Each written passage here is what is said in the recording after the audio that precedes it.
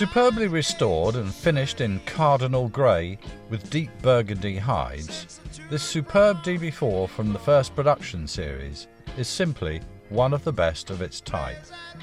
Restored over many years by respected marque specialists, a matching numbers car produced with the original front opening bonnet and frameless side window configuration. Rarely seen in this condition, the first series of Aston Martin DB4s, viewed in context,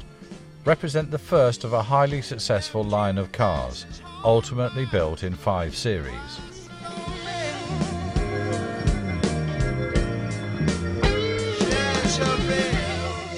From the pen of Carrozeria Touring of Milan, in its purest form,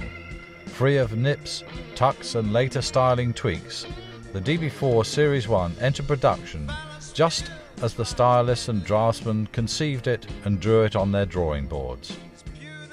The beginning of a golden age for Aston Martin as a producer of road cars, the company's international status had become raised after a highly successful competition career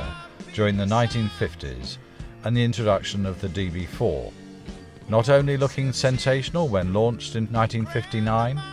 but benefiting from the experiences of an outright win at Le Mans, as well as lifting